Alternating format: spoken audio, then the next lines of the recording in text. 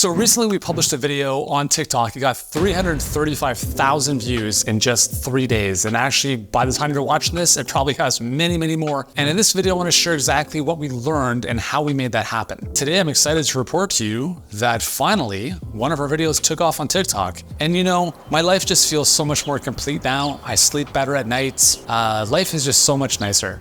Not. So here's the 6 lessons I want to share with you in this video, because what I find is a lot of people chase these insignificant little achievements. And when I say an achievement, I don't consider a video going viral an achievement. What I would consider an achievement is actually sharing valuable content. And if people find it useful, great.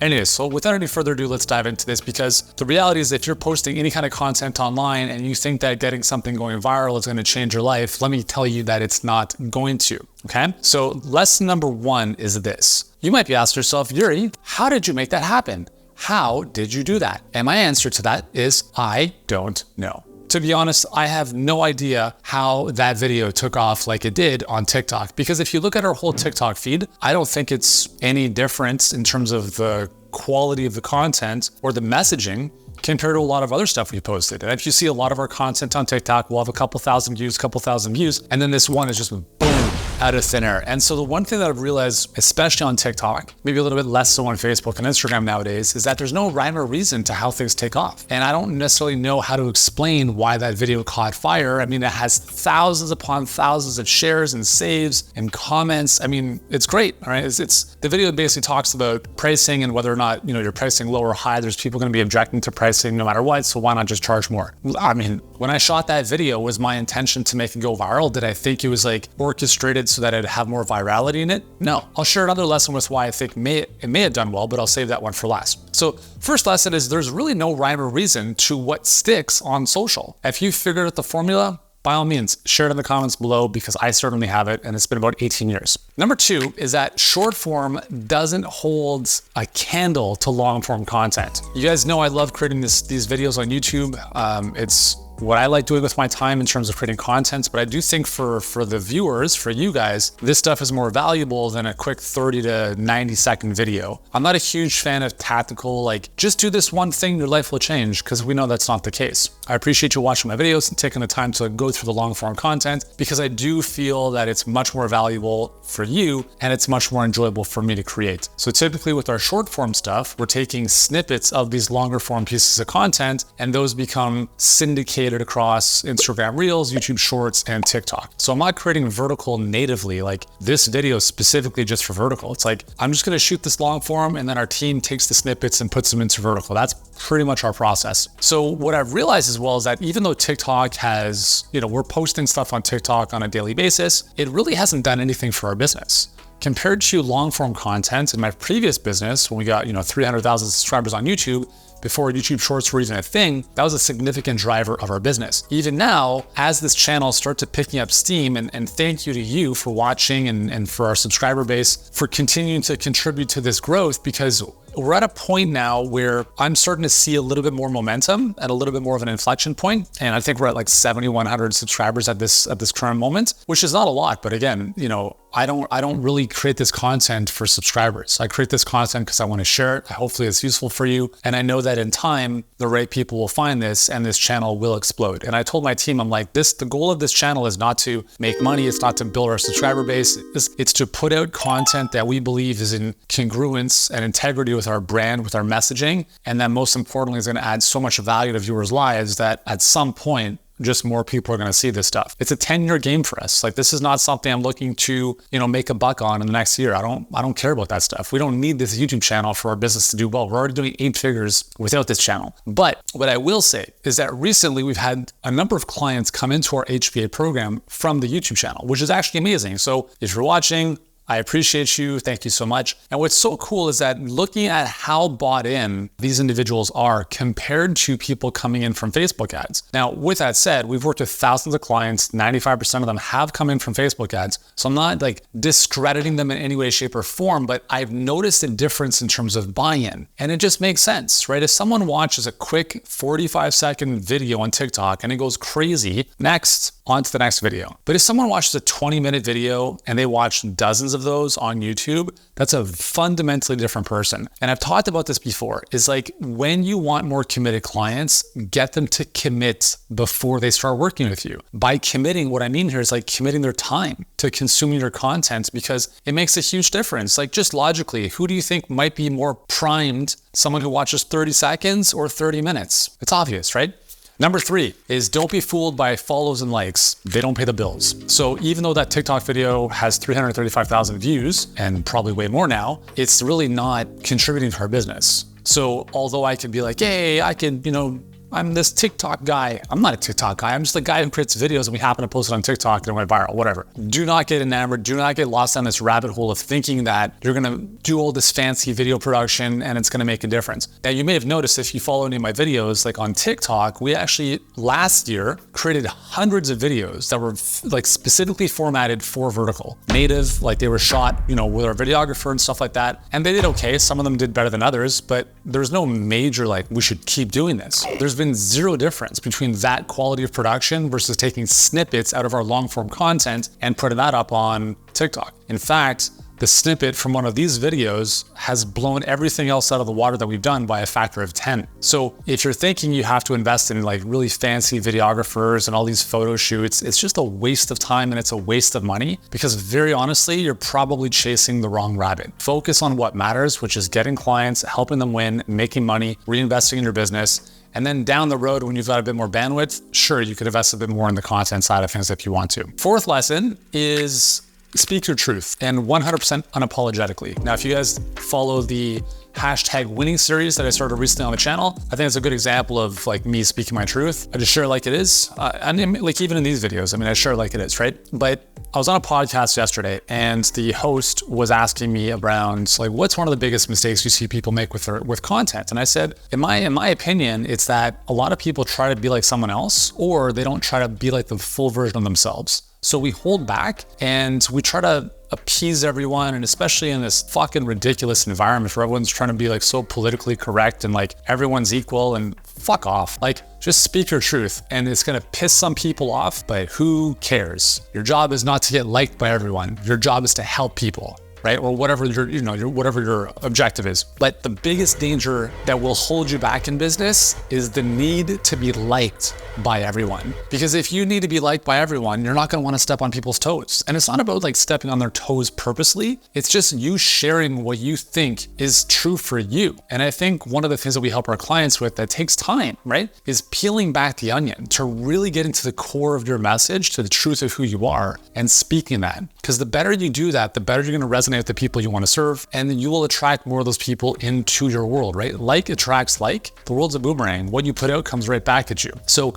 with respect to the video that went, viral on TikTok, was it a polarizing piece? Not really. I just said, listen, like if people are gonna object to a $500 price point, they're also gonna object to a $5,000 price point, and there will be people who object at a $50,000 price point. Now, it might not be the same person, right? But if everyone's gonna object at some price point, well, why not just keep going up in price? Like, if people are gonna say yes and no at every level, why not just go up? And that was the kind of the essence of the video. Now, I was just kind of like sharing what I believe to be true there. I don't think that was the most, hard-hitting core message of Yuri of all time, but apparently it struck a chord with a lot of people. So speak your truth. That's a big, big lesson if you want to be more powerful and compelling with your content, because the thing is that it's about character more than content. It's about the messenger more than the message. But in order for you to develop your character and become a messenger people want to hear from, you have to have a message initially that really commands presence, that isn't just the same as what everyone else is talking about, because we don't need more thought repeaters. We need more thought leaders. Number 5 is that volume matters. And this is one of the biggest lessons I share with our clients is, well, my Facebook ads aren't working. I'm like, hey, welcome to the club. Let me ask you, how many different ads have you been running? Oh, 3. Well, it's time to roll up your sleeves and write 30 more. And that's just the name of the game. You didn't, like, your first video didn't do well, your first Instagram post didn't do well, your emails didn't get opened. Who cares? Like, welcome to the real world where less than 10% of the stuff you put out there is actually going to work in a very significant way. It's very rare. Like in our case, we have clients where I maybe a handful of times, they're like, I've been running one ad for the past year and it's built a 6-figure business for me. I'm like, that's amazing. And that's also very rare. I've never had that happen. We write and test ads on a weekly basis. But guess what happens with most of them? They're all turned off very quickly. They get out of KPI, they don't work the way we want them to. We're like, oh my God, this is the best one yet. Nope, 24 hours later, it's turned off. And you have to be okay with that. Like, you just get over it. Like, don't get so attached to one piece of content. And that's also the reason why I don't think it's a good idea to invest heavily in terms of quality production, because until you find your voice, until you actually see what works in the marketplace, it's a waste to do anything like that. So my advice, and this has just been my approach, is just put out a ton of shit, like put it, not garbage, but like a lot of stuff, right? Quantity will lead to quality. So number one is if only a small percentage of the stuff you put out actually sticks, the more stuff you put out, the greater the likelihood that more of it will stick. And secondly, you'll actually develop the skill a lot faster. So I think I'm really good when it comes to communicating, speaking, being on video. I'm pretty much useless with a lot of other stuff, but this is the one area that I really feel in my element in. Now, is that natural? To some degree, but if you look at my first YouTube video ever back in 2006, you'll notice some very big differences. So not hundreds, tens of thousands of videos later, this is the output, okay? So whatever you're doing now, you keep doing it at scale, you will get better and get better and get better and get better. So don't expect, a couple things to do, working miracles for your business, because they probably won't. And this is also why I'm not a huge fan for most people doing under $1 million in revenue to spend most of their time on content. And I know there's a lot of other coaches out there who say never run ads until you're at 20K, 100K a month. I'm like, dude, how does that even make sense? Like, please tell me how you're building a business from zero to wherever you want organically. I mean, in the near future, it's very, very hard to do that unless, you're living in the DMs, because here's the thing, is we will spend the thing we value least. So if you want to grow your business organically, what you're saying is, I value my time the least, therefore I will spend it creating and cranking out content and living the DMs and doing this over and over and over again. Because if you play that game, it's a volume play. It's not I'll post once a week, it's I will post once an hour if you actually want to get traction, versus if you value money the least, because if you actually want more time in your life, well, you have to make a trade, and that trade is going to be money. So how do we leverage that? Well, we run paid traffic. Right now, we're running Instagram ads. We're boosting some of our posts on Instagram, and we've added 700 followers in the past 3 days. Now, previous to that, it may have taken us, 3 months to gain 1,000 followers, just organically, just for context, okay? So it's a pay-to-play world, and if you want to grind away, go for it. But either way, it's a volume play, right? And the nice thing with paid traffic is you don't need to volume it up by number of ads. You can volume it up by ad spend. So instead of $25 a day, you can go to $100 a day. You 4x the volume of impressions. It's one of the fastest areas of arbitrage we can use in our business. So it's not always just like your input, but think about how can we use leverage, like advertising, to maximize the volume of stuff we're putting out there. And the sixth lesson that I wanted to finish this up with, and I alluded to this earlier, was good content, I believe, is either going to confirm a suspicion or break a belief. So if you're confirming a suspicion, you'll get a lot of buy-in, right? People are like, yep, I've been thinking about that. I understand that. So an example of that is when I shared this video around the pricing stuff, I believe that confirmed a suspicion. And that's part of the reason why I think it was so easy for people to adopt it. And that's why it was shared and obviously got the views that it got, because I was confirming a suspicion that people had around the fact that, no matter what it is I charge, people object to price. So that wasn't like a new belief I had to install. They're like, that makes sense, and thank you for confirming this. When you can validate people's suspicions, they're more likely to share that, because now it reinforces their own viewpoint of the world. So that's kind of one way of doing things. The second way of doing things, which is a bit more, I don't even want to say confrontational, but I can't think of another word, is to break beliefs. So let's say that someone has a belief system and you share a piece of content that completely goes against it. That creates resistance, and it's harder for them to buy into. And this is where a lot of the skepticism and lack of trust and all the bullshit people online talking about, here's another scammer talking about whatever. The reality is when you say something that people don't naturally believe, it creates resistance. resistance or reactance. And that is like putting up a brick wall, and it's very hard for them to buy into that. So what you have to be very good at doing is backing up what you say to such a degree where logically there is no way they can refute it, right? So as an example, in our Perfect Client Pipeline Masterclass, I talk about the fact that no one wants a generalist.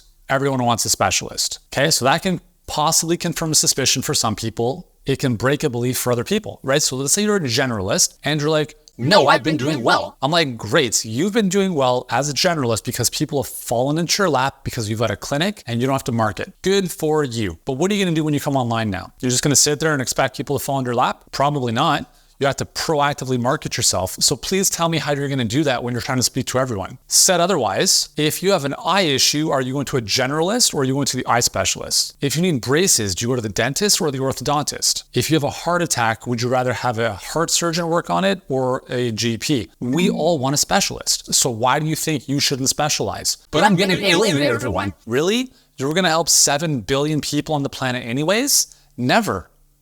But what? Like, so basically what I'm sharing here is I'm looking at how do I logically break this down, logical proof, so that even with logic reasoning, there's no way you can actually argue this statement that I'm making. Does that make sense? So when you're sharing content, you just have to understand, like, in general, am I confirming a suspicion that some people have, or a lot of people have in my market, or am I breaking a belief? Because if you do break a belief, you will get more resistance, you'll get more people talking shit in the comments perhaps, and you just have to make sure you back up everything you say and think of it like you are a lawyer pleading your case in court. Here is exhibit A, right? I'm making this statement, this person is guilty or not guilty. Here is the proof to show all this stuff. You're no longer thinking like a marketer, you're thinking like a lawyer who's using logical reasoning to show and back up and validate what statement it is that you're making, okay? So in terms of content, in terms of how this video went crazy, those are some of the lessons that I've learned. I hope they make sense for you. The key here is that you just, I think, honestly, you have a message. The key is, like, over time is just peeling back the layers of like onion bullshit, filters, what are people gonna think of me, and speak your truth to the highest possible level. You keep doing that for as long as you possibly can, not expecting anything to come in the near future. If you just have that long-term mindset and you play your game, you will win in the long term. And when I say you will win, I mean you're helping a lot of people who will win, and as a result, you will win as well. Cool? So if you've enjoyed this, let me know what's resonated most with you in the comments below. Be sure to check out the next video, which is right here. I have no clue what it is, but I know you're gonna love it as well.